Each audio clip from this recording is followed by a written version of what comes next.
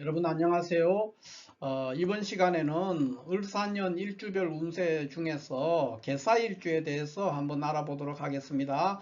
이 개사일주는 개수는 이제 보통 비 또는 이슬 뭐 이렇게 상징을 합니다. 그리고 사화는 이제 태양이죠. 이런 거니까 초여름 또는 이제 이것이 양력으로 5월이니까 초여름이에요. 그러니까 초여름이라는 뜻이니까 초여름에 내리는 소낙비 이런 의미를 갖습니다. 그래서 이 개사일주는 대체적으로 절제하는 능력, 또 자기 교정 능력 또는 잘못을 즉시 시정할 수 있는 능력 이런 것들을 갖춘 그러니까 자기 관리 능력이라든가 절제하는 능력이 굉장히 좋은 일주가 개사일주다. 그러니까 굉장히 신사답고 점잖고 남에게 민폐를 끼치지 않으려고 하는 그런 자세를 보인다 이렇게 볼 수 있죠. 또 사화는 뱀인데 개수는 이슬 같은 거니까 이슬을 먹는 구렁이, 그러니까 굉장히 재물이 풍족하다. 개사일주는 전반적으로 재물이 풍족한 그런 모습을 보인다. 또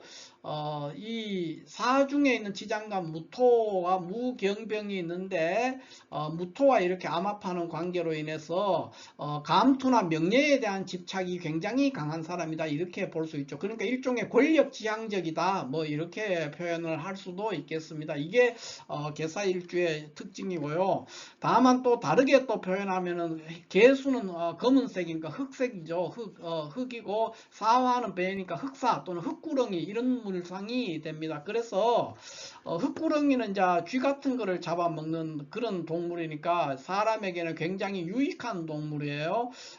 그래서 예전에는 이제 집에 그 구렁이가 집집마다 다 있었어요. 그 집에 있는 구렁이를 사람들이 쫓거나 죽이거나 하지를 않았거든요. 왜냐하면 구렁이는 독이 없기 때문에 해를 끼치지 않았기 때문에 그런 것도 있습니다. 그래서 흑구렁이의 물상으로 인해서 또 좋은 면이 있고요. 이 구조적으로 우리가 풀어본다면 사중에 있는 무경병이 지장간이 들어있는데 이것은 이제 무토는 관성이고 병화는 재성이에요. 이래서 그러니까 재관이 다 갖추어져 있는 거라서 이런 거를 우리가 녹마동향이다 이렇게 표현합니다. 녹마동향 일주는 60갑자 중에서 몇 개가 없죠. 그 중에 하나가 이제 개사일주로서 돼 있고 또 이 개수와 지장간에 있는 이 무토가 무게합으로 암합을 하고 있기 때문에 이런 거를 우리가 천지합덕한다 이렇게 표현을 합니다.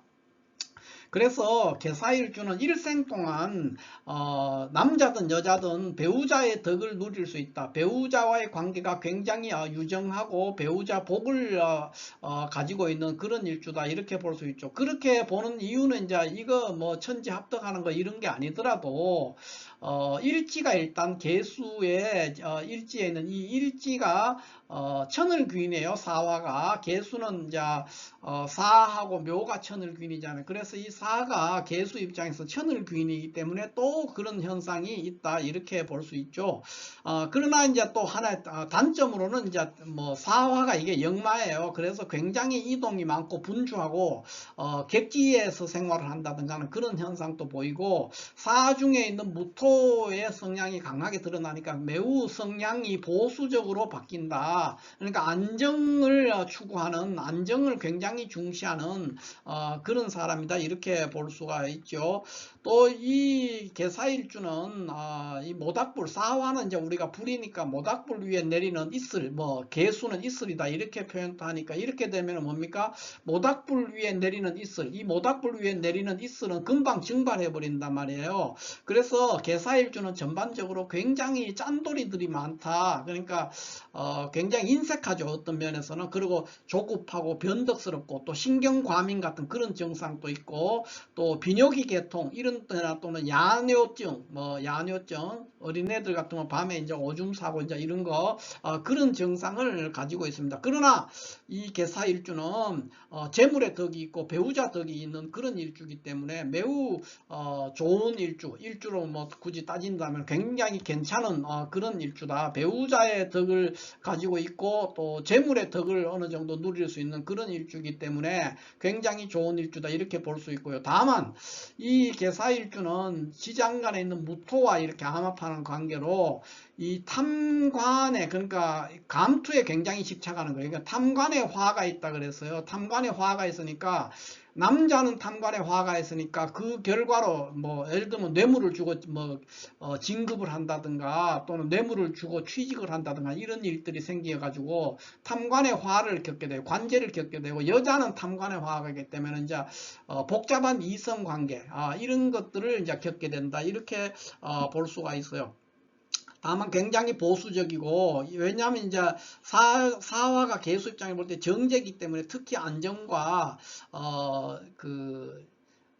과격한 변화라든가 도전적인 그런 거를 굉장히 꺼린단 말이에요. 그래서 안정을 추구하는 거고, 또 동시에 굉장히 인색하고 짠돌이 기질, 구두쇠 기질을 보인다, 이렇게 볼 수 있습니다. 또 일간 개수가 사화에서는 이제 태지에 있습니다. 그래서 이해타산적이다, 뭐 이렇게 볼 수 있죠. 굉장히 계산적이고 준비라든가 이런 거는, 준비나 계획은 굉장히 철저한데 행동력은 좀 떨어지는, 실천력은 떨어지는 그런 구조의 일주다, 이렇게 볼 수가 있습니다. 자, 그러면 이 개사일주가 을사년에 어떻게 될 거냐 하는 것을 살펴볼 필요가 있는데, 을사년은 일단 을목, 식신이 왔죠. 식신과 정제가 왔습니다. 그러면 이런 구조라면은 개수가 전혀 지지에 뿌리가 없는 그런 구조가 되기 때문에, 이런 경우에는 사주 원국 내에서 뭐 해라든가 자라든가 이런 게 있는 것이 매우 좋습니다. 그런 게 없다 그러면은 그 노력에 대한 어떤 성취도가 굉장히 낮다, 뭐 이렇게 표현할 수 있죠. 그래서 개사일주의 을사년은 사주 전체 구조를 봐야만이 파악하기가 용이한데, 그렇지 않는 요 자체만으로 평가를 한다면은 그렇게 유익한 해는 아니다, 이렇게 볼 수가 있죠. 그래서 직장에서도 뭐 열심히 일은 했지만 그 성과에 대한 평가를 받기는 좀 어렵고, 학업도 역시 마찬가지고, 연애 분야에 있어서는 좋은 결과를 낼 수 있습니다. 그러니까 부부 관계도 유정하고 편안한 한 해가 될 수 있고요. 연애에서 이제 연인과의 관계에서도 굉장히 편안한 한 해가 될 수 있고, 건강 부분은 보통이다, 이렇게 볼 수 있고, 사업도 역시 보통의 그런 한 해가 될 수 있습니다.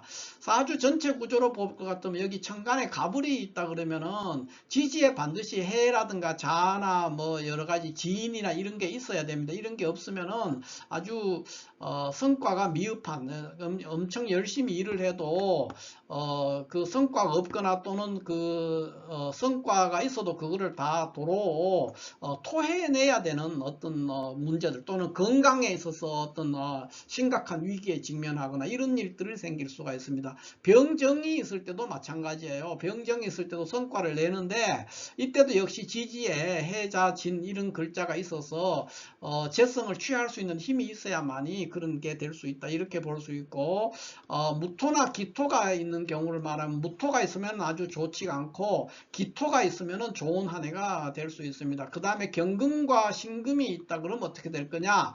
경금과 신금은 이 경신금이 사주 격국이 뭐냐에 따라서 또 평가를 달리 해야 됩니다. 그렇지 않고 뭐 예를 들어서 여기에 신월에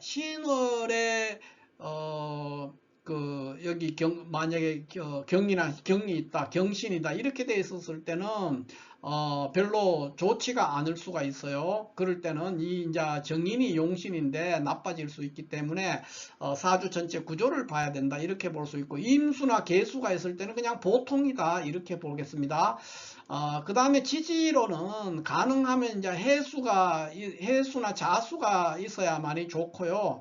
다소 뭐 자수가 있을 때 훨씬 좋겠죠. 자수가 있으면 좋고, 그 다음에 해수가 있으면 다소 번거로운 문제가 있지만 나쁘지는 않습니다. 해수가 있으면은. 그 다음에는 뭐 또 지지에 있어야 되는 게 이제 유금이나 또는 축토, 이런 것들은 좋을 수도 있고 나쁠 수도 있어요. 그래서 이것도 사주 전체 구조로서 파악을 해야 된다. 무슨 격국이고 용신이 뭐냐에 따라서 평가를 달리해야 된다, 이렇게 볼 수가 있겠습니다. 자, 이렇게 해서 개사일주의 을사년 운세가 어떻게 되느냐 하는 것에 대해서 간략하게 한번 살펴봤습니다. 감사합니다.